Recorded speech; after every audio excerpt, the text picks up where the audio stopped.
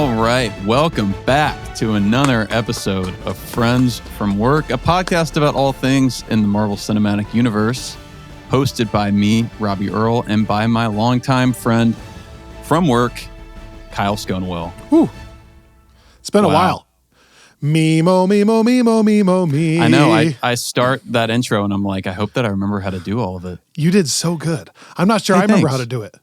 Thor the Dark World, Thor the Dark World, Thor the Dark World. Just warming up. Just warming up. Thor the Dark World. We are Malekith. It's Malekith. It's wild, like we're on the cusp of this crazy MCU year, and we were texting last night and it just got me thinking. I mean, we will have an Avengers movie next year for the first time since we started this podcast, which is wild. Yeah, think about that for a second. You texted me where you were the last time that happened. Which was and I remember, do you remember where you were specifically when you watched the Endgame trailer? So that would have been late 2018 or early 2019. Is that right? Yeah, I think it probably was late 2018, I bet. Because the movie was April of 19. Right. Yeah. I don't remember where I was, but I would have been. Yeah. Do you actually remember physically where you were sitting? I do. I remember I was sitting at our kitchen table in the apartment we lived in when I was in law school. And heck yeah. Like the trailer where you see Tony in space and he's recording the message for with the helmet. Pepper. Yeah. Oh man. I saw that it was X amount of years since the Infinity War trailer, the one where they're all running at the camera, and there was an idea. Oh yeah. And somebody posted the that fake with out trailer from the meme from Don't Look Up, where it said, "Wow, we really had it all, didn't we?" You know, I'm talking about the end of that movie. That meme. Yeah. But I remember that. I remember that. And I, when Avengers Endgame ended, we always talked about how they needed some space.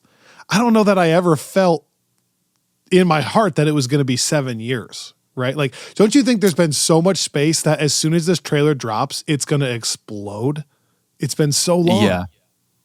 Man, it's just weird because like I think COVID had a longer impact than we appreciate, not just in terms of production time and stuff, but like you think about where we were in 2019 when we had the conclusion of the Infinity Saga and we had Rise of Skywalker. Like we had like these film franchises that were really like firing on all cylinders. Even like whatever you think of Rise of Skywalker, it was a huge thing when it came out. Like it was a massive moment. And we haven't really, like, it feels like there's a bit of a gap even in just like the like theater franchises. Like there have still been big movies like Barbie and Oppenheimer. Superman, but I was just thinking yeah. But as like, what gets close to those moments? Probably nothing. Until maybe Mission Impossible, Doomsday. Maybe like that's but even ongoing. then it's like, I don't think people feel like they need to go like, it's definitely not the cultural dress moment. up and it's there's something about a Harry Potter finale maybe. I'm trying to think what else. I mean, I'm even glad like like part of it is I think it was the streaming wars and the way that like Disney Plus came into the mix and HBO Max, where certain things were kind of living in both places or they were moving more into like series structures. But I was even talking to Candace the other day, just seeing that we have some Star Wars movies on the docket for the first time since 2019 feels really nice. Like we've got like the Mandalorian movie, we've got that Ryan Gosling movie, and then the oh shoot, what's the one with Ray? I forget what the title is if they have one, but the Ryan Gosling one's called Starfighter. Is that right? I think, or something like that. Yeah, I think that's right. Dude, that is such a good point. What are the largest film IPs in the world right now? It's like the Avengers, not even just Marvel, but the Avengers as a team, Star Wars. But what else would be up there as far as cultural, moving the needle? People dress up to go see it. It's talked about. Yeah, that's not Mission Impossible. I guess Harry Potter back in the day would have been something with that. The funny thing is, the other thing I would toss out is a Spider-Man movie is probably the other cultural needle mover, which is also next year, which is just insane. Yeah. And then like Disney, if you think about that from Disney's perspective, that they haven't had Star Wars or Marvel, like their biggest tent poles, haven't had films. Maybe you even toss out the fact that there's a Toy Story movie next year. That would be another one, maybe. For them, like that's about as big of a year as they'll ever have, right? Probably. Well, and that's also crazy to me, like talking about a new Spider-Man movie, because as I was going back through my rewatch, I'm coming up on Far From Home. I'm up on Homecoming right now. That's where I'm coming up. Oh, nice. Man, Homecoming's so good. I just got introduced to Spider-Man in Civil War, which is like the best. Yeah. The Civil War introduction of Black Panther and Spider-Man might be the single greatest strength of that movie. In one of my favorite movies of all time, unbelievable film. The fact that they nailed Black Panther and Spider-Man so perfectly is miraculous. The Spider-Man character introduction, like the cut to Queens with the All J song, is as good as any other character introduction in the entire I have chills MCU. Right now. When like Natasha just says, well, where's RDJ yours? level. Where's yours? And he just kind of smiles and leans back and then dun, dun, dun, dun, dun. Oh my gosh, I have chills right now. Holy crap. Like full body. It's hitting me. You know what I realized too watching that movie? The standouts in that movie for me are Tony and Steve Rogers, Captain America, their battle, the introduction of Spider-Man and Black Panther. And then Natasha is sneaky good in that movie, that she's kind of flip-flopping sides. And you know what hit Annika and I when we were watching that? I think we feel the void. They're all gone. They're all gone. Black Panther died in real life horrifically. Yeah. Spider-Man is a different thing. We haven't had one in a while. Okay, that's maybe the one exception. But Natasha's gone, Tony's gone, and Steve is gone. Like, so it's almost impossible to pick up when you take 4 of your 5 main characters and they're just off the table. You know, that's hard. That's a hard thing to do. It's also and Thor and Hulk aren't in that movie, so I wasn't really that's what I was thinking about them in that movie. So like for the future going forward, all those people are off the table. And I mean, until the thing about Thor, because I was thinking about this too, watching through, like, obviously Thor had his big arrival in Ragnarok in terms of him kind of becoming the character that I think a lot of people really, or that resonated with people. But even then, like, that's a separate movie from kind of like what's going on with the rest of the core Earth heroes. And then in Infinity War, he's kind of off on his own journey until the very end. So he's not really interacting with those characters. And then in Endgame, we see the most of it. But he's so bitter at the beginning. Yeah. He's not talking intentionally. And then they kind of like Fat Thor thing. They don't view him as really a functioning member of the team. Like, when you watch it, it's like, so. What a good point. I think that as much as I love Thor, and I think Thor is a core part of the MCU, he doesn't really fill the void that you're talking about. It's not as much connective glue from him. He's a little more of the glue between the cosmic and the Earth stuff, but it doesn't. He can't ever fill the leader of the Avengers thing, no doubt. It is like, just as because I obviously watched Endgame and just reflecting, like, the two thoughts that I think are appropriate as we're looking towards next year. One, what I was going to say earlier is it's just wild that we had a Spider-Man movie every 2 years, starting in 2017. But now we haven't had one, we won't have had one for 5 years when Brand New Day comes out. Okay. But second, like, we've talked about this in different ways, but watching the whole thing with Black Widow thrown in, I really am grateful that no matter what happens, what has happened, what does happen after Endgame, that is a fully complete, like totally satisfying series of films. Like the story it's like a total full circle moment. If you with never Black get Widow any more follow-up with Black Widow in there, like with the exception of like the post-credit scene for Black Widow. But otherwise it's like everything really feels like it gets its due. Like That's right where I am right now at Black Widow. We're halfway through the movie. We had to pause it last night. And dude, my reflection on that is, you know how we talked about they handle the setup to Avengers so well, getting all these individual movies and then it's the Avengers. Then they handle the post of Battle of New York fallout so perfectly. But if there was one gap that we felt like they had, it was that Age of Ultron and then through Civil War, like, are we feeling the effects of Civil War? Because then the ending of it with like Ragnarok and kind of the build up to Infinity War and Endgame are all pretty perfect.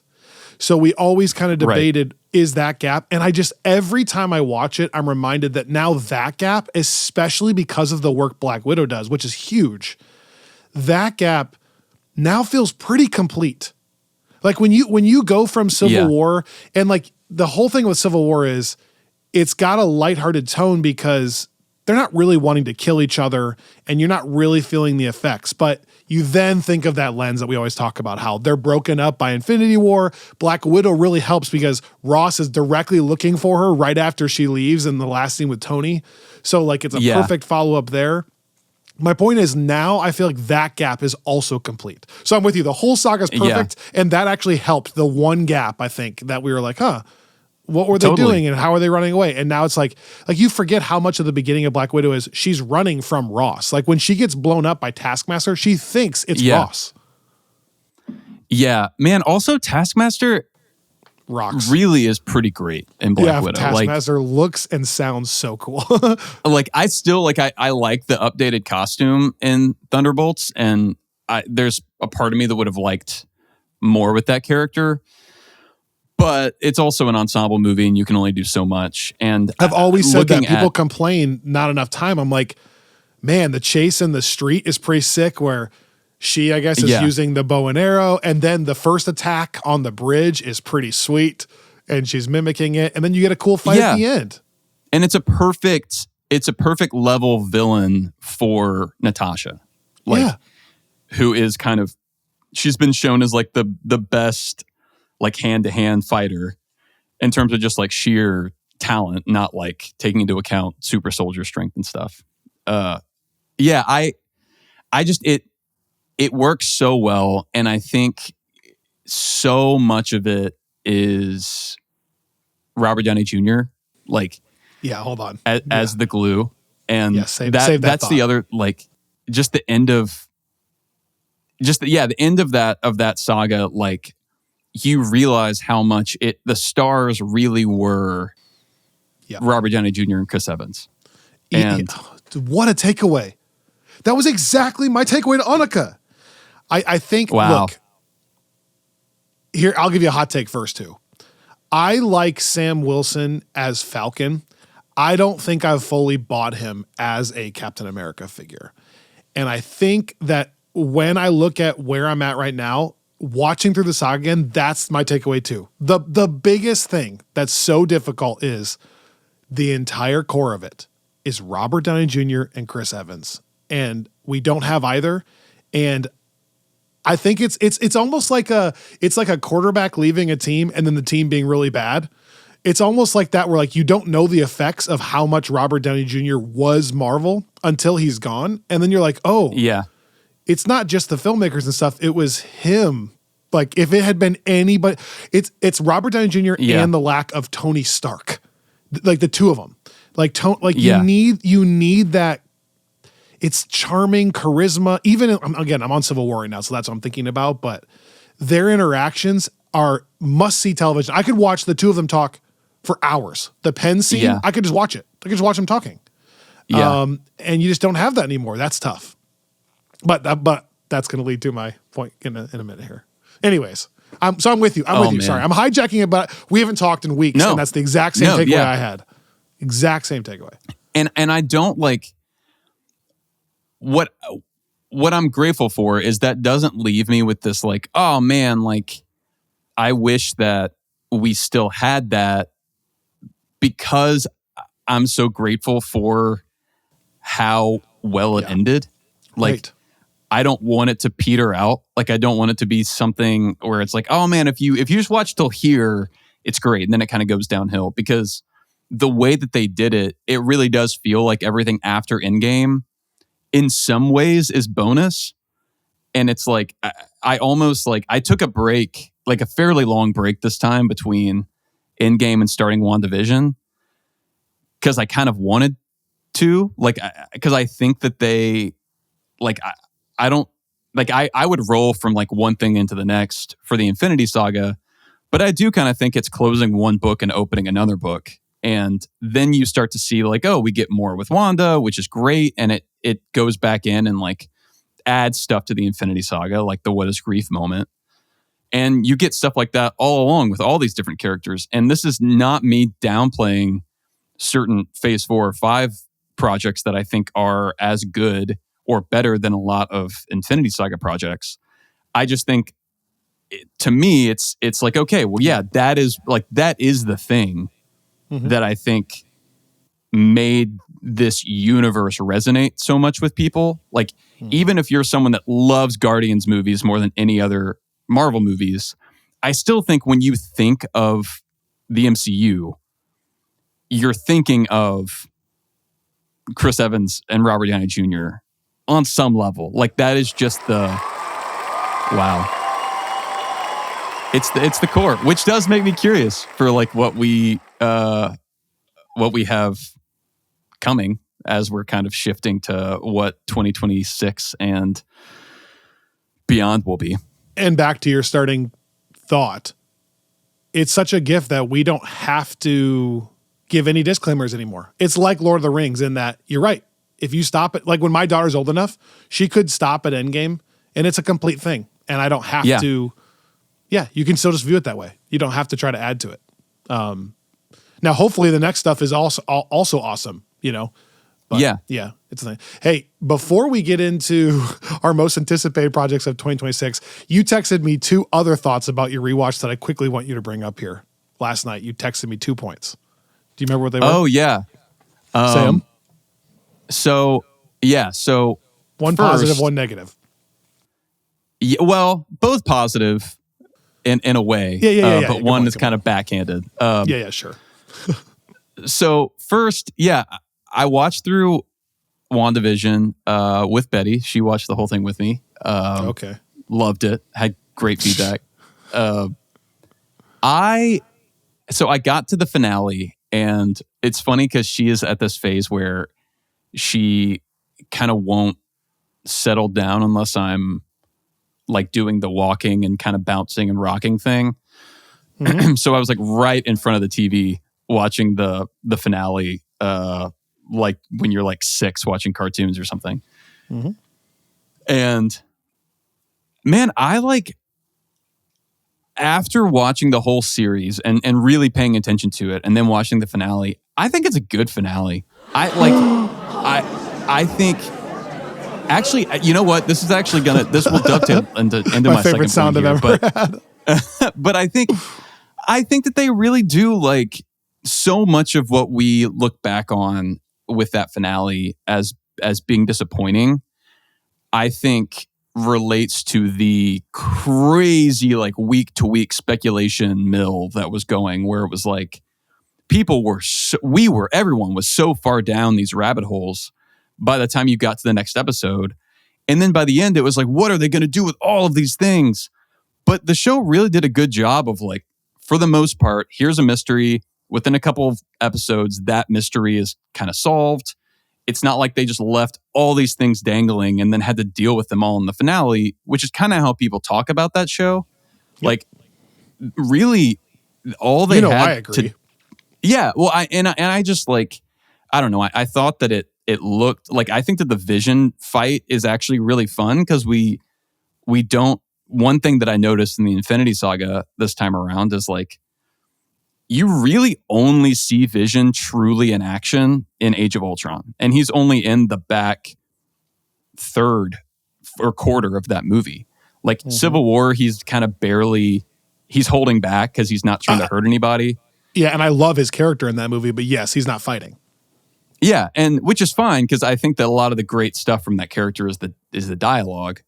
But it is fun to see him fly around and have a battle, and like that looks good to me for it being a series, like a Disney Plus show.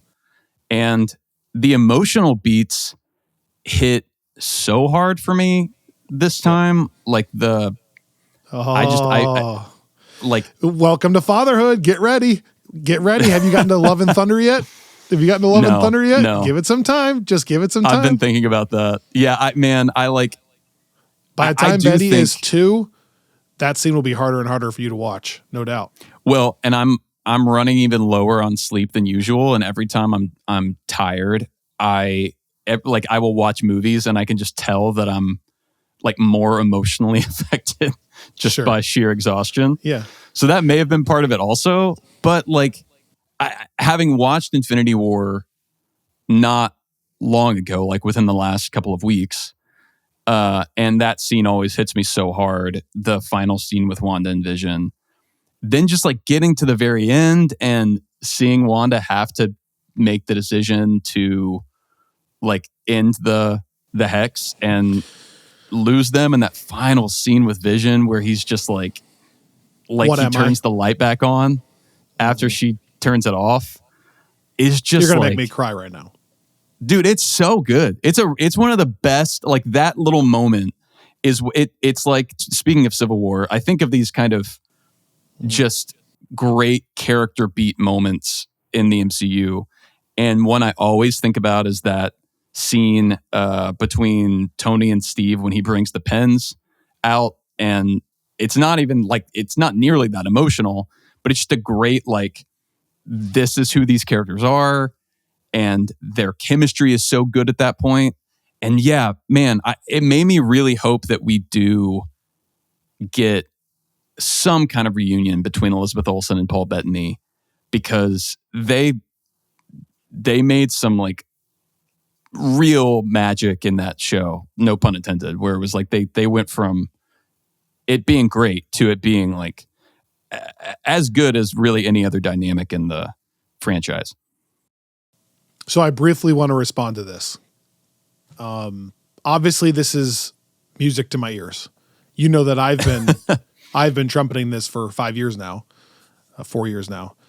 So on the visual front, really quickly, I think people just underestimate how difficult some of these visual things are for any studio, any VFX artist, anywhere in the world.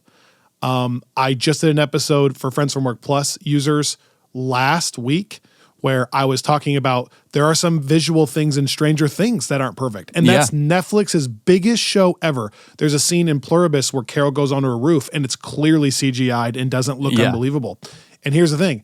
Those are the biggest shows in their respective studios. My point is every freaking studio struggles with some of this stuff with budgets versus VFX. It's not a Marvel specific thing. So yes, it doesn't bother me more in the Vision fight than it does in Stranger Things when they're climbing the telephone pole. It's the same thing. So first of all, I think I don't know where this expectation comes from that all these shows just look perfect. I think it's only the shows that don't have to use any of that. Spoiler alert, with a Vision versus Vision battle, you have to use some special effects. There's no way to, like when we go to another planet, there's no way for them to go to another planet, y'all. So there's going to be CGI. So CGI issues, I'm like kind of like attuned to them, but I've definitely lowered my stance on being aggressively upset about it because every single studio has the problem. That's the first thing. Second thing, there are levels to my emotional investment. I don't know how to explain it. I am sometimes really into a project, but it doesn't move me like a few do. I think it's, if you want to get really deep psychology here for a second, the way I'm wired, I'm not as afraid of death, I don't think. That's not my biggest fear, but my fear is like this, that time has moved on and you kind of miss the moment or you can't ever get it back. It's the reason why the end of Toy Story 3, like the way Quentin Tarantino actually talked about this last week, just makes him cry. The 5 minutes at the end of the movie makes it. I can't watch it as I'm gonna cry right now.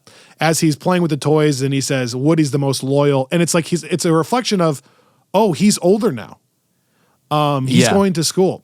And I have that same fear. I'm getting really emotional. I have that same fear with like my parents, like missing out on eras that you can't go back. And I'm going to have it with my daughter. It's already weird to have her be 4, almost 5, and think about, oh, like that's already different than it was. Like, how many more times am I going to get this one thing? Dude, I'm getting way too emotional.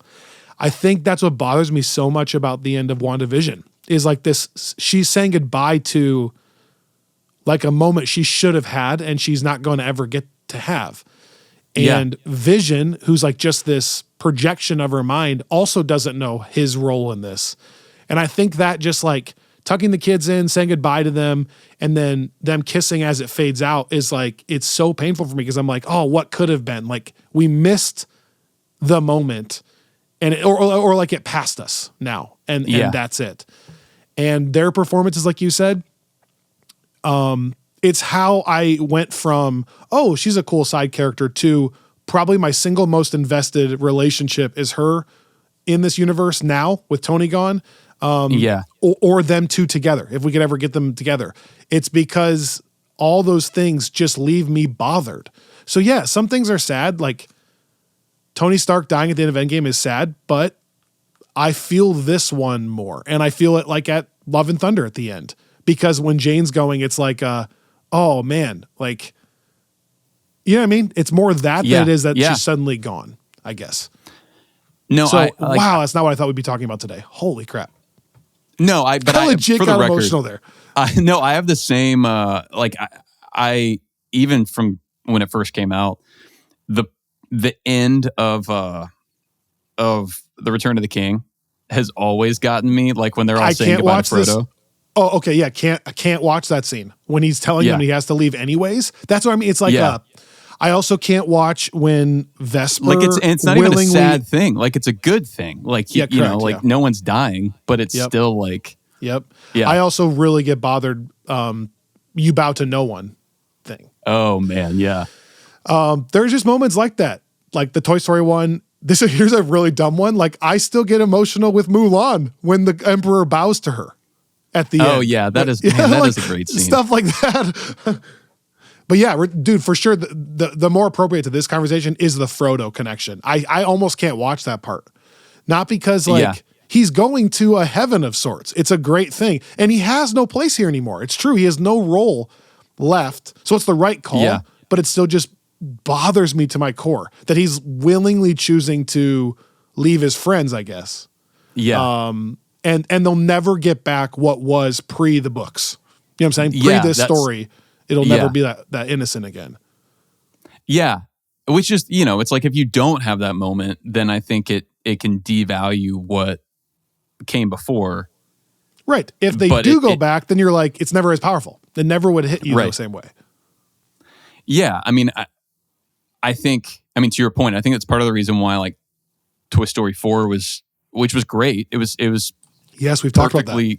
But it was just kind of a strange thing because it didn't really it felt like inappropriate almost. Right. Like Quentin Tarantino says, he's not going to watch it. Because are there more stories they can tell in the universe? Yeah, you can tell infinite amounts of toy stories. But that was such a perfect ending to like the best trilogy maybe ever, as far as all 3 movies having 100% for what they're trying to do. It's kind of like, do we need a different story now? Like we passed them on, that's how it goes, Andy's gotten older.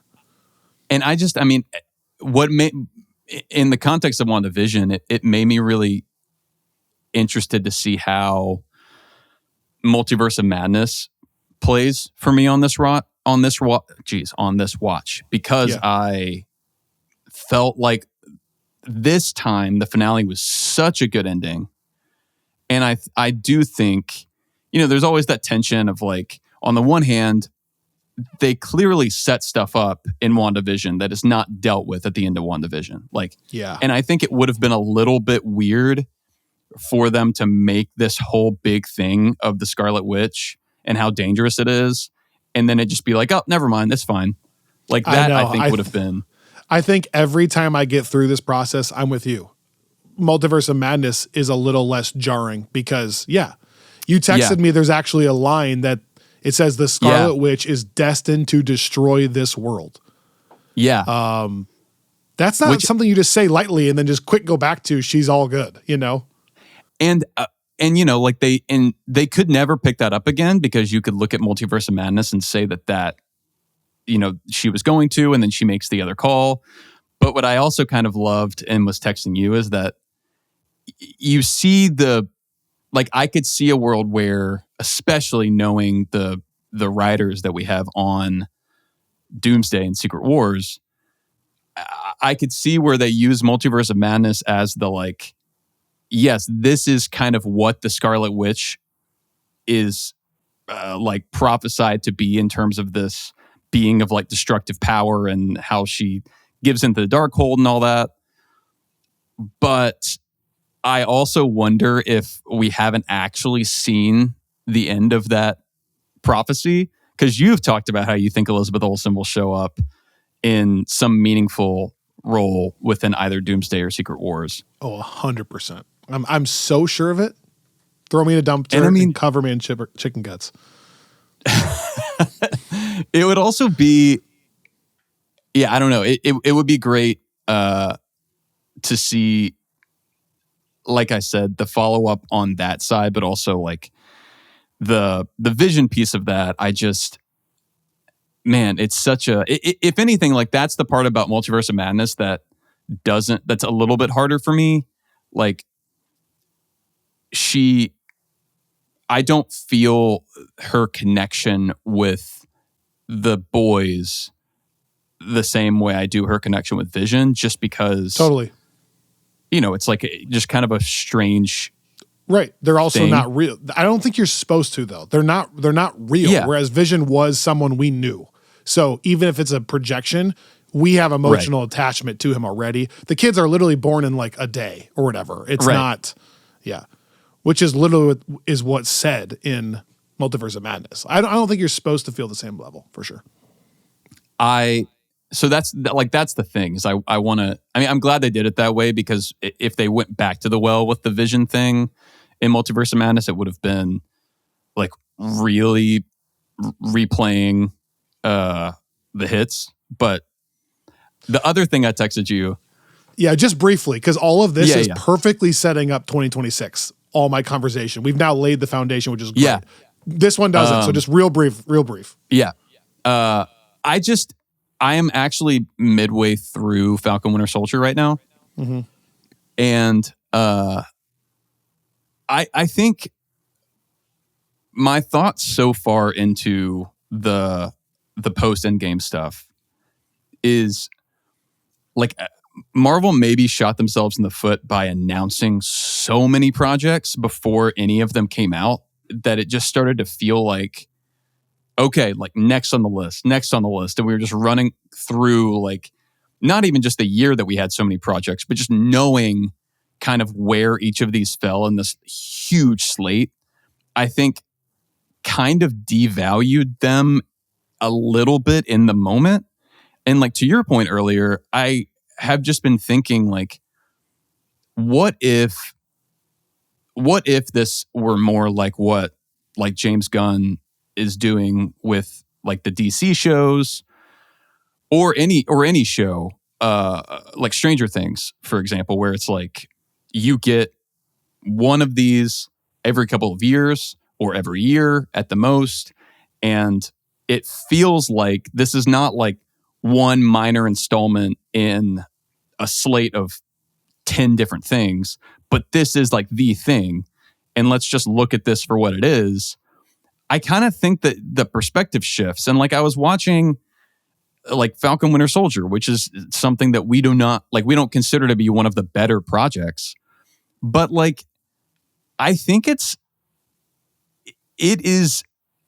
not bad. I think especially the Sam and Bucky dynamics after now, and this is what I texted you, after Brave New World, and I feel like I've been so harsh about that movie lately. You really don't like Brave New World, and Falcon Winter Soldier is getting better in your mind. after seeing Brave in New World. retrospect. Yeah, because like the even the stuff that I thought at the time was a little bit awkward, maybe it's just by comparison, but it feels like there's so much more subtlety in Falcon Winter Soldier. Like the writing is better, the performances are better. Like Anthony Mackie's better to me. I'm just not sure that I'm 100% sold, as I said earlier, on like Anthony Mackie as Captain America in that role. I think he just works better as Falcon. Not that Falcon couldn't have his own shows and movies, but like the sidekick who becomes really powerful, I think it's perfect. For some reason, I don't know what it is, I'm not totally bought into him as like the fixture Captain America. And I think the world isn't either. And I don't think Marvel is necessarily either, because I just think they're not leaning into it the same way they did with Chris Evans. And I get it's a different Captain America, but like, I don't know. Yeah. But anyways, the writing and all that stuff, I'm probably with you. I actually haven't gotten back to Brave New World ever. So I'll get there in my yeah, I mean, I do my other thought, and then this is my last thing on my kind of retrospective, but to your point earlier about Black Widow, this has nothing to do with Harrison Ford's performance, but I think it's one of those things where I'm just not sure that I can really connect William Hurts Ross with Harrison Ford's. Like I can't quite make them be the same character. Okay. And I just because they're different types of performers. They made the choice to not have the mustache, which is kind of like the signature thing of that character. And so there are just things where I'm like, man, I think that like Falcon Winter Soldier, on the one hand, I don't think it does anything really other than introducing John Walker. It doesn't really do anything that changes where Sam and Bucky are from where they were at the end of Endgame. So in some ways, it's kind of a skippable thing. But I at least kind of like I really like Sam's journey and seeing him process through what it means to be Cap. I like the Isaiah Bradley stuff a lot. Like, I think that there's some good stuff in there. To me, I think it set up a great, like, it gave a good launching pad, I guess, for Sam to be a compelling Captain America. I just think that I'm bummed now because Brave New World really felt like it didn't have anything to say, or like it didn't, like, I look back on the Chris Evans trilogies and it's so cool to me how each movie is clearly like, this is like Steve trying, like all he wants to do is like be in the army, and then he gets there and he realizes that he kind of has to go against authority, and that's not really where he belongs. He's like something apart from that. And then he has the same experience with S.H.I.E.L.D. And then Civil War is him having the same experience with the Avengers. And it's this thing where he's always kind of like, he's living in this tension and he's having to figure out like how to do the right thing against the weight of authority often, or against the weight of his peers. And it just feels like there's this very clear arc. And I don't know. It's a bummer to me that they kind of started something with Sam that I think they just sort of dropped, and makes me curious to see like what they're going to do with that character in Doomsday, because ostensibly he's like the leader of the kind of Avengers. Yeah. Okay, 2026 and all of that goodness. We'll be right back.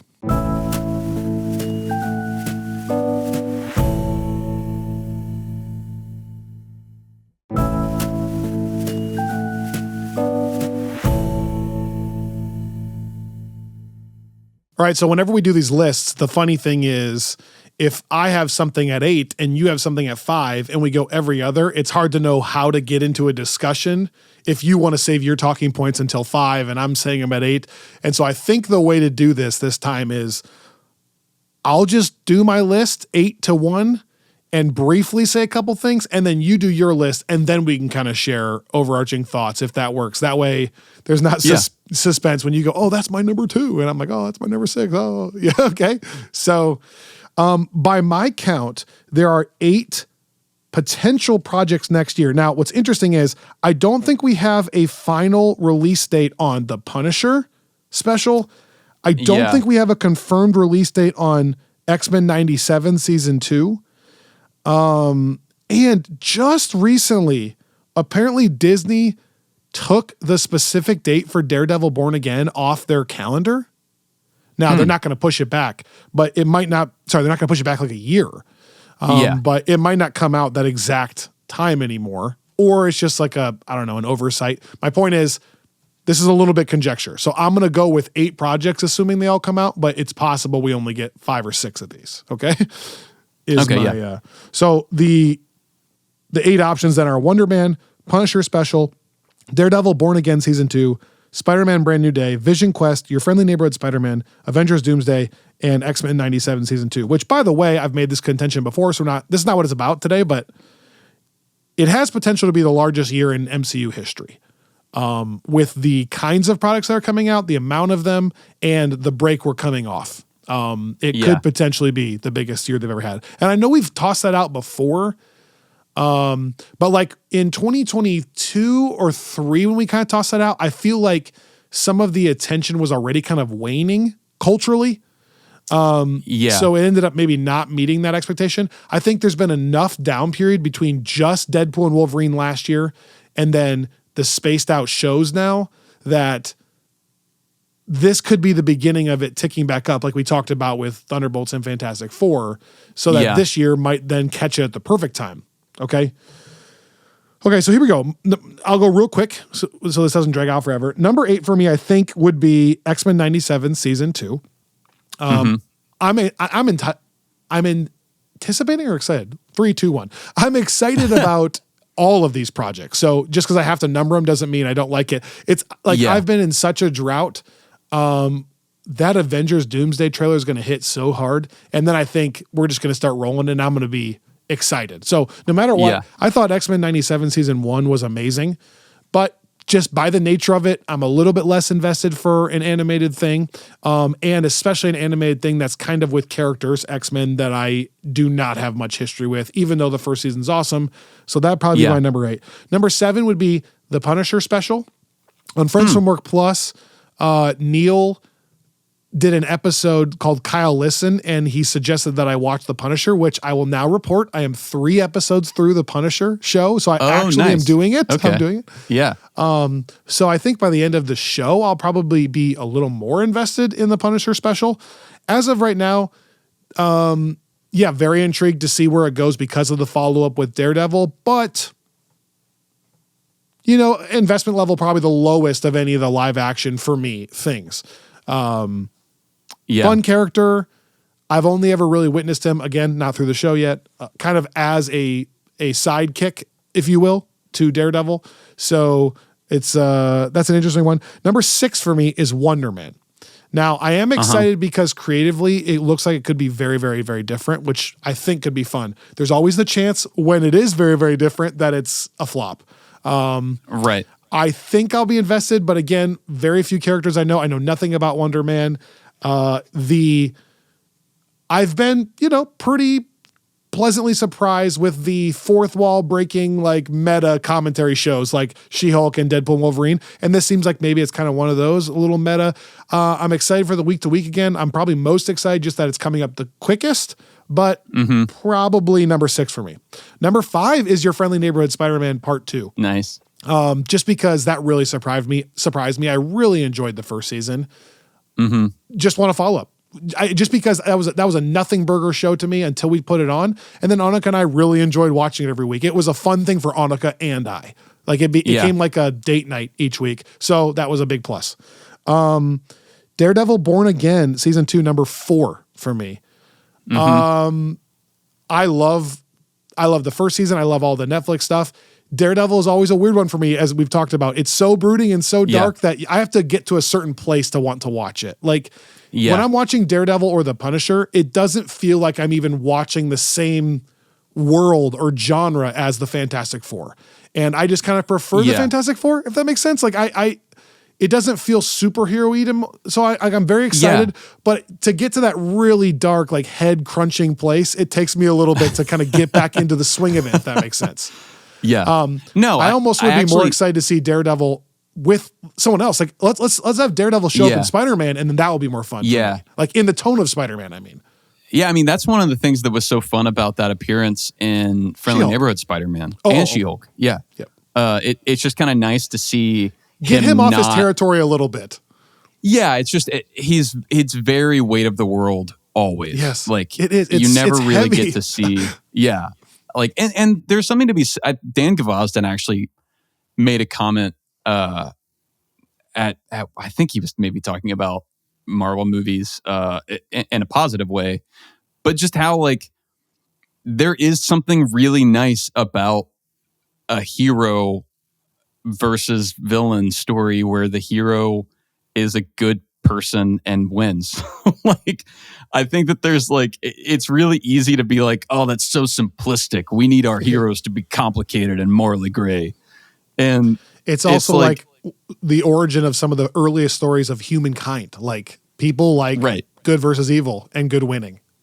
Yeah. So it's just like, there's a reason why that stuff feels good. And I think that like, there are reasons why people need those stories. So yeah, I get where you're coming from with that feeling different.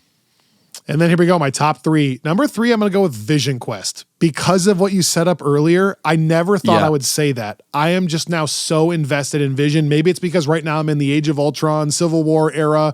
Yeah. As you said, I think WandaVision is going to increase that. I was team, let's not bring anyone back. He died. Let's not bring him back. Then they found a way to kind of pseudo bring him back in WandaVision. And now with enough time, I just missed that relationship. So I'm excited to see where this new robot went. And I want him back. Yeah. So that's my number 3. That's my most anticipated over Daredevil show, I think, just because it's going to take me back to a world that I just like being in.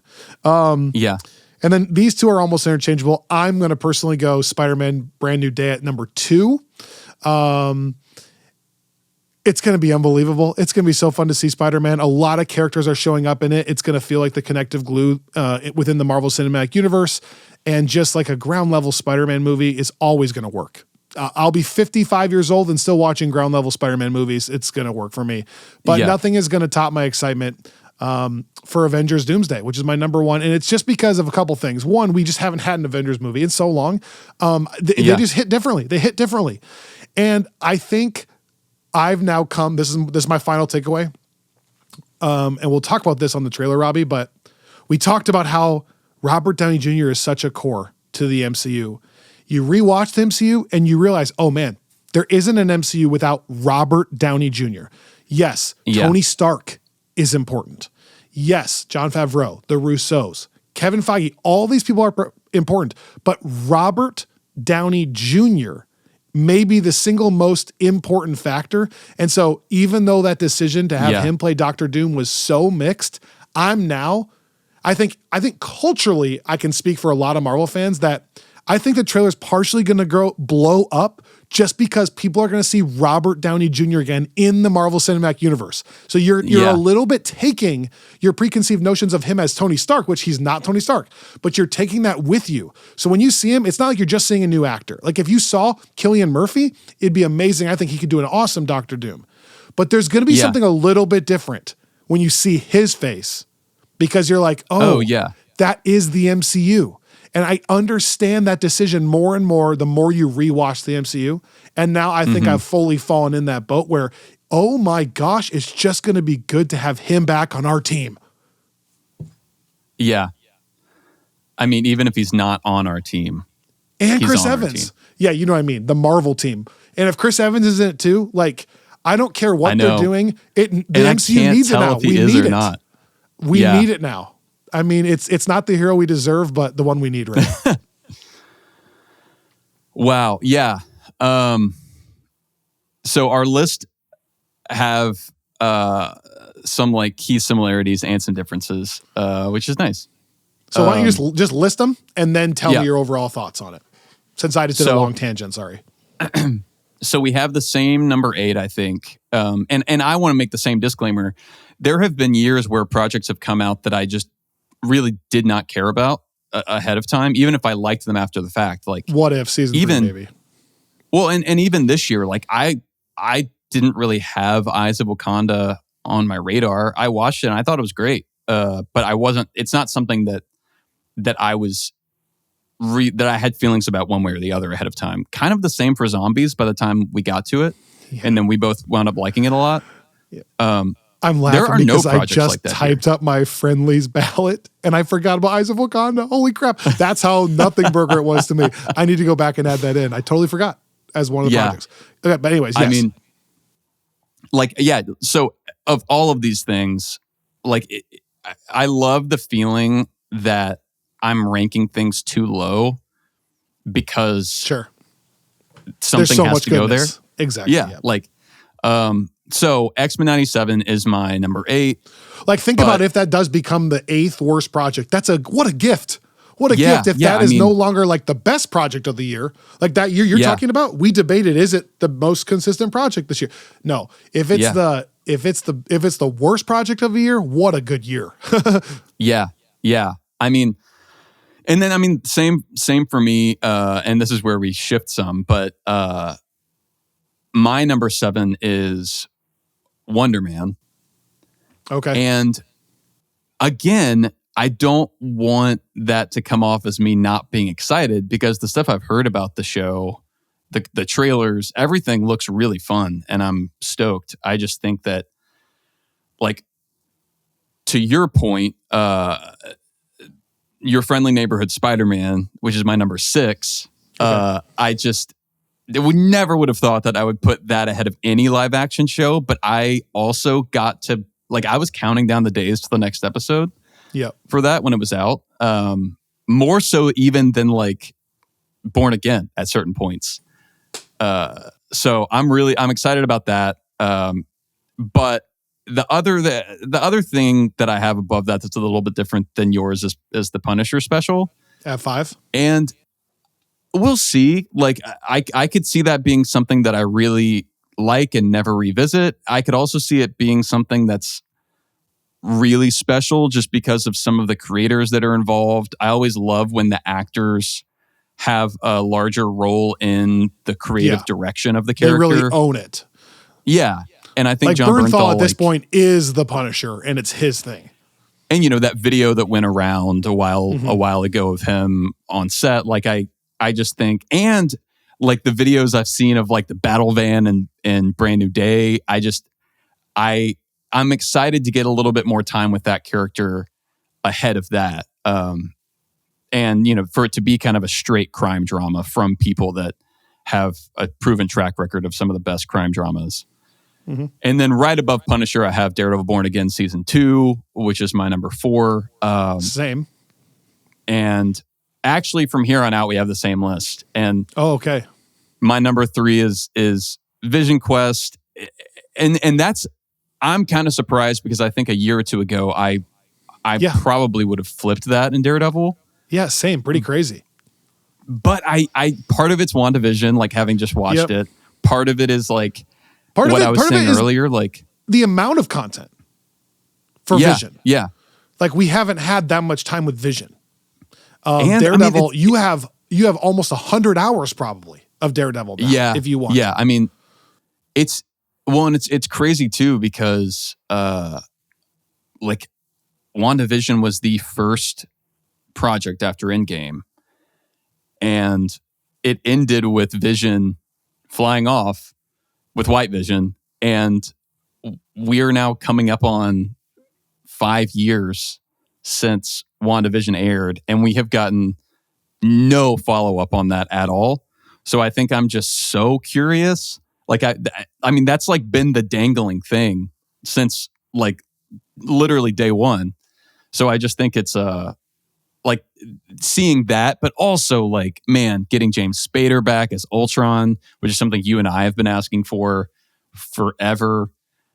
Like that's going to be fun. Just getting a little bit more like, in a way, it's almost like a Tony Stark follow up just by kind of getting the Iron Man AI crew back together. And I just have the other thing is I have no idea what it means to have like an end to this WandaVision trilogy, because Agatha All Along feels like, as great as it was, such a different thing even from what WandaVision was. Yeah, for sure.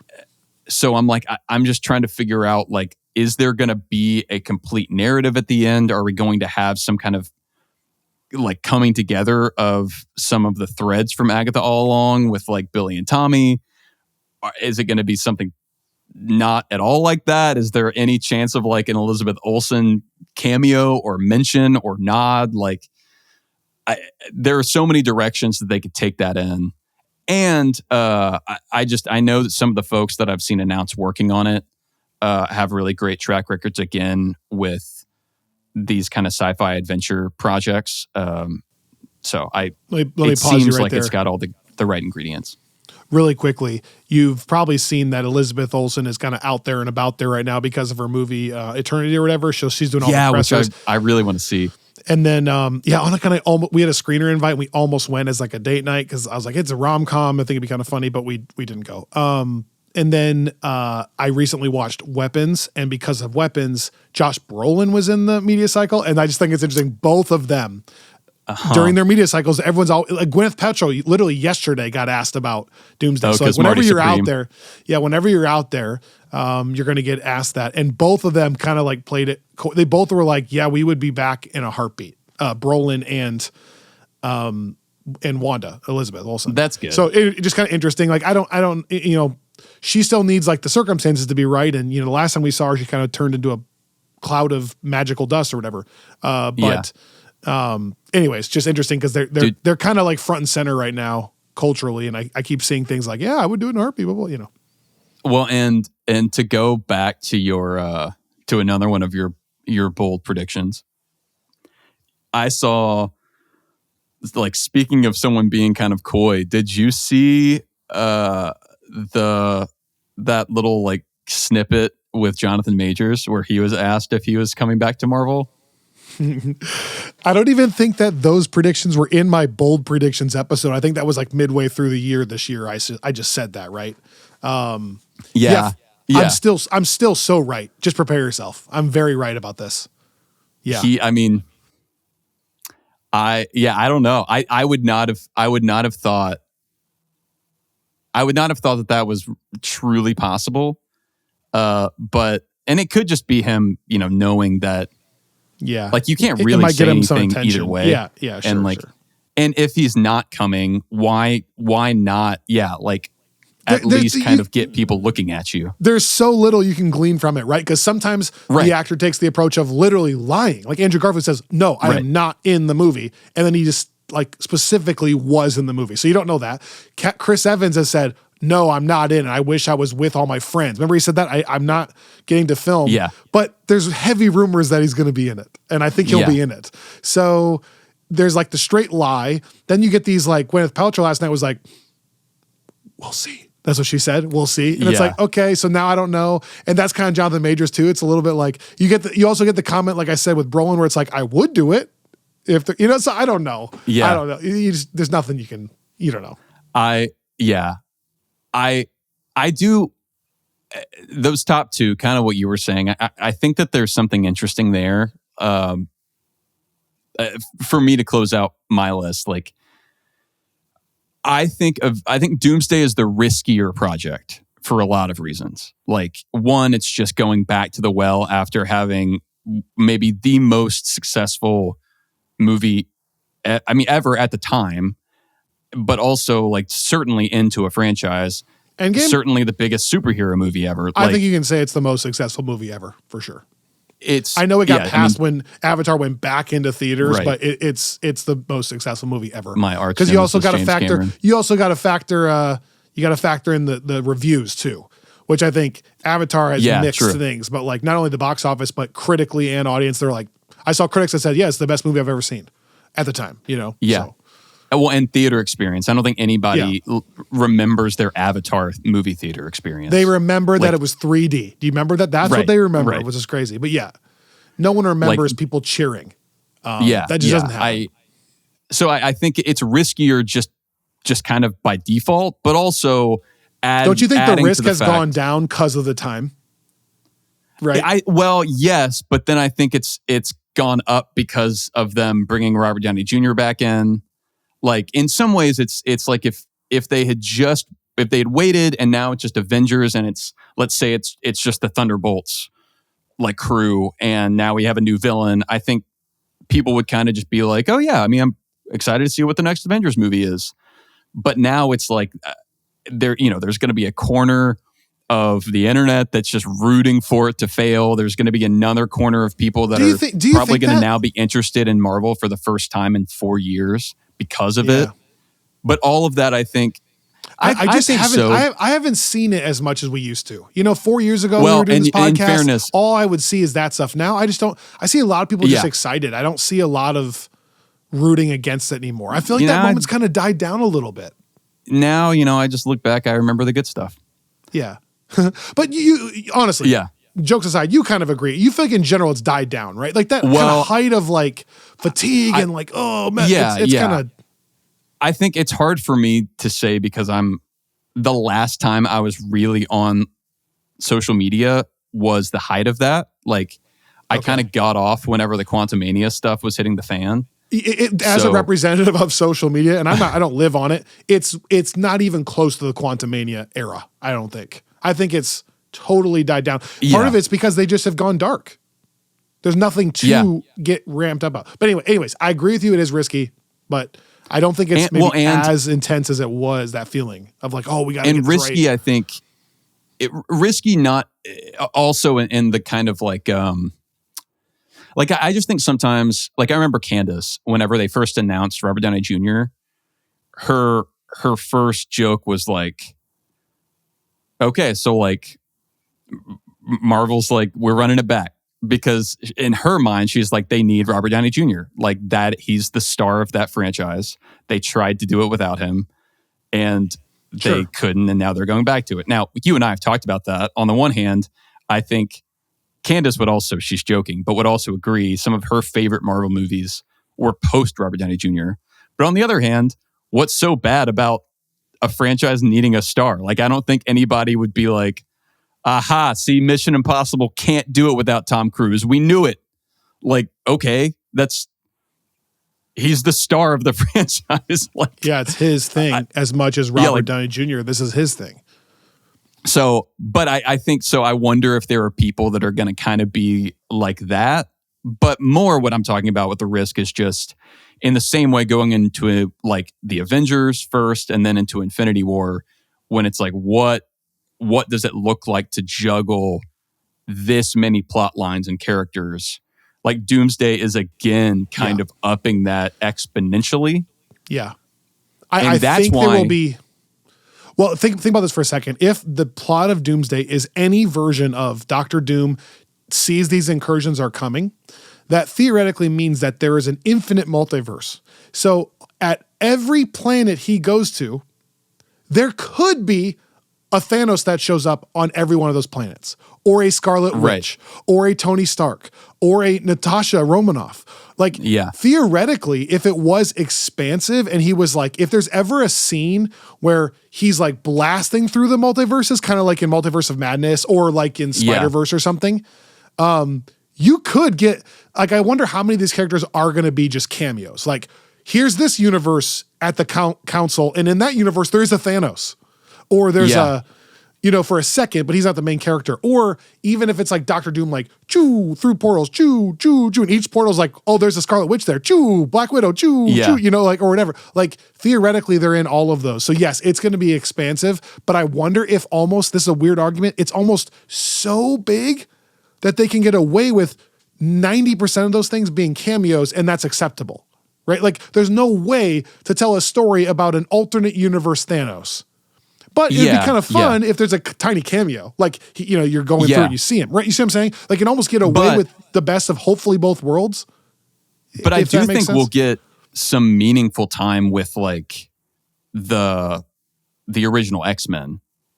Because I feel like otherwise it would be kind of a disappointment. Like, they would be building that up if we don't actually get some, like, James Marsden screen time. That's the rumor. That's the rumor, is that there's significant time with the original X-Men, Sam Wilson's Avengers team, the Thunderbolts, and the Fantastic Four team.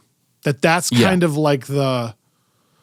Now, is there also maybe a Spider-Man universe team maybe or something? Like there's still probably some stuff that they're going to save as a surprise. Yeah.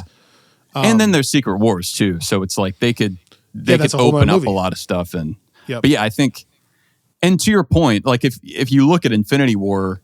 Yeah, maybe Doomsday's just the beginning of this and they don't need those other teams yet. Maybe Secret Wars is where they'll have their moment, let's say. This is just the beginning. That's where I'm kind of hoping that they save any of the like Spider-Man centric stuff for that, just because we will have just gotten a Spider-Man movie when Doomsday comes out. And there's still a lot going on. But to your point, like looking at Infinity War, like if you look like halfway through that movie, you have the kind of Earth Secret Avengers team and that ultimately winds up in Wakanda. You have the Guardians who are kind of doing their own thing, like with Thor before they ultimately then meet up with like the Tony and Captain America. Oh yeah. And like Tony and Spider-Man and Strange component. And then you have Thor, like it kind of breaks off to like Thor and Rocket. Like the teams kind of shift throughout the movie, but you could argue that you have 4 different main groups there too. And then Thanos, who's kind of like driving the whole plot. So you could have a similar setup with Doom and the 4 teams you mentioned. And as people that think Infinity War is incredibly coherent and like maybe the compelling, best thing they've ever made. Yeah. That I think, it could, but it's just it's so big. Like for me, it's weird because the thing that makes it risky is also the thing that makes me so excited, because it could just be anything. And so like we've gotten so many Spider-Man movies and so many Spider-Man projects, like what we've talked about with the games, with the Spider-Verse films, with Your Friendly Neighborhood Spider-Man. And they've all been like really every Spider-Man proper thing that has come out since Civil War, not including like Venom and Morbius and Madam Web and stuff, like has been great. So I think going into next year, I am super excited about Brand New Day, but I think right now from where I am, I'm not feeling the lack of Spider-Man in the way that I am feeling the lack of the Avengers.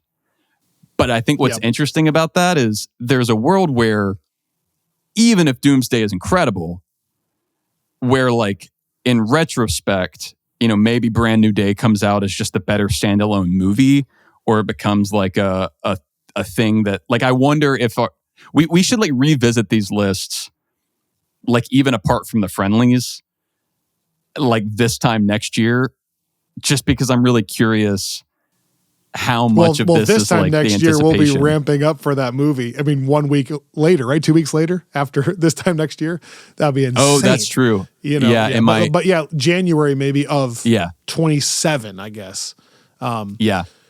And that's what's interesting too, is there's a huge gap, right? There's no other film after that one before Secret Wars, as of now, at least, if they don't move something around. So we would have a lot of time post Doomsday to talk about what does this now mean for Secret Wars, and then reflect on what you're talking about. I think by the way, on this closing thought on the different teams, Infinity War, it's weird because I think all 4 of those teams you named, they kind of all hold a very important specific plot point.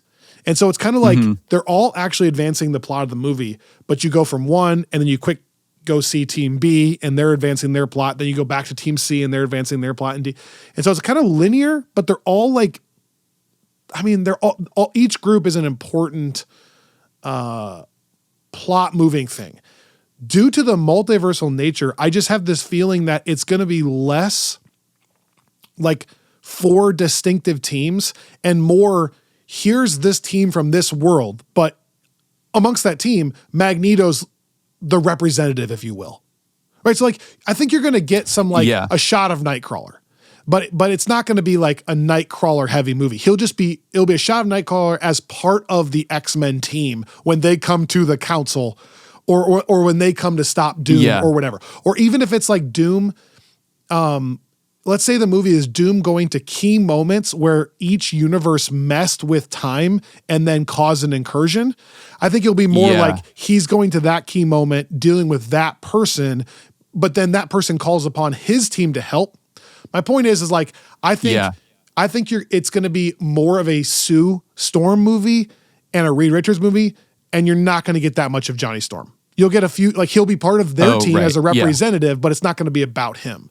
And then the same thing for the X-Men universe. And honestly, the same thing for the On-Earth Avengers, right? Like I could see a sequence where it's Reed, Yelena, Doom, Magneto, and like Tobey Maguire's Spider-Man or something. And those five are all talking.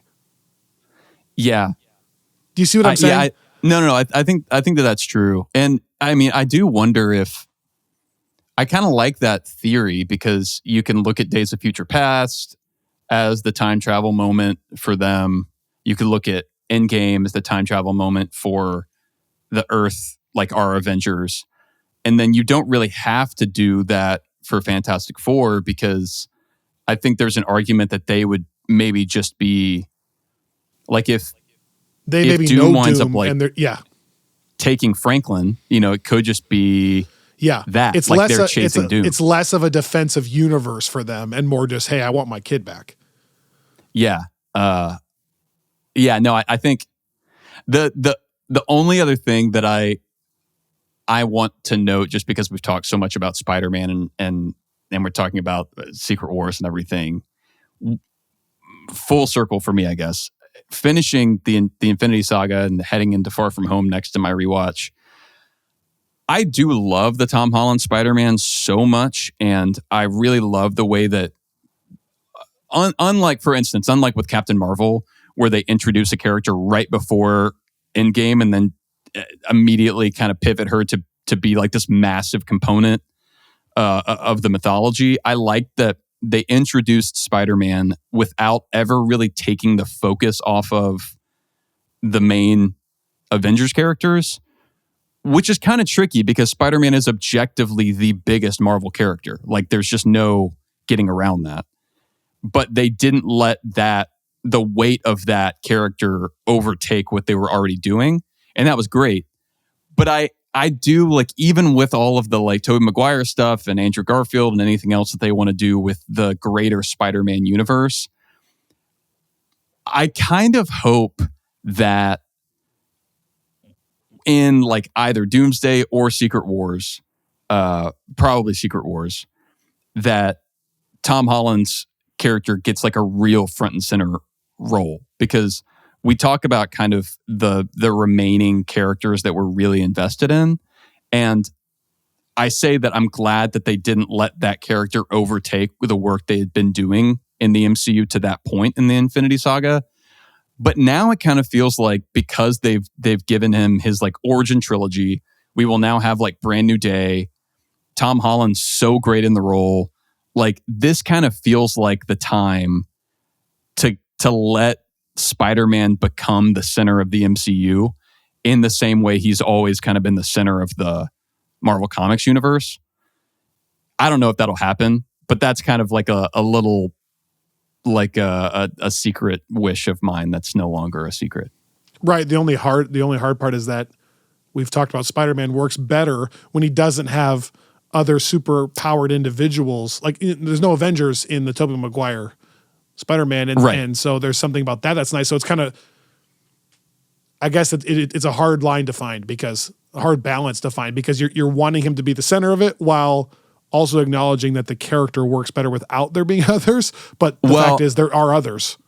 I think that you're totally right. But I think that what I mean is like, it's like when Chip Zdarsky was on the podcast, I think he talked about how he views Spider-Man as the moral center of the Marvel Comics universe. I remember that. He's definitely not the strongest, and it actually doesn't work when you overpower Spider-Man. Like you kind of need him to be an underdog. Yeah, okay. But it's sort of that like I'm thinking of the Endgame scene with Cap, where he's kind of standing down Thanos' army. Like that's a scene where you could put in Spider-Man. Like sure. You know what I mean? Like it's obvious that Cap wasn't going to be able to. Right. but it's it still is fascinating because, Spider-Man is the largest character in the Marvel universe, is what you said, objectively. Yeah. But I would argue that he's not the largest character in the Marvel Cinematic Universe just because of how they started it. So that Thanos showdown needed to be Captain America and specifically Iron Man earlier too in that movie. Right. But to your point, is there now with those two spots being vacant and Thor being off-world for the most part, is there now a role for him to be that in the future? As a representative of this world's Earth, can he talk to Dr. Doom as like the moral compass? Yeah, that'd be cool. It might also just be like a screen time thing, and I think it's a maturity thing. Like the trilogy is about him kind of growing up, and I don't think that version, the Homecoming version, doesn't work as having conversations with Dr. Doom. But to your point, I think it does now. If they take that tone with him, think about like Into the Spider-Verse, the older Peter kind of being like the, I guess the moral center, kind of. Yeah. I mean, like the leap of faith kind of moment in the first movie. There's a version of that probably. When we get either as part of it or to kind of cap it off, when we finish our Marvel 101 comics discussions on Plus, I do think it'll make sense for you and I to read the Secret Wars comic, maybe between Doomsday and Secret Wars coming out. And there's a moment like that is a comic that's very much about Reed and Doom, which is how I could see like the Secret Wars movie ending. But there is like a kind of memorable Spider-Man moment in there. That's kind of an example of like, it's not him having some like grand, powerful face off, but it's just kind of this like quiet character beat that only really works for Spider-Man. And even if it's something like that, but like ultimately I hope that whatever happens, that we have like, it ends with a setup for like more of Tom Holland's Spider-Man for however long he wants to do it. Because I think that like we're just entering this era where things could start getting really, really fun. I love it. Marathon episode today. What a good one. Those are our thoughts. Those are our 8 projects ranked from 2026. Let us know in the comments. Literally give me a list of your 8, your most anticipated Marvel projects of 2026. Leave them in the comments wherever you're listening. Be sure to subscribe. Tell your friends about Friends from Work. Next year is going to be massive. Thank you for listening. We love all of you guys, and we'll see you next time here on Friends from Work.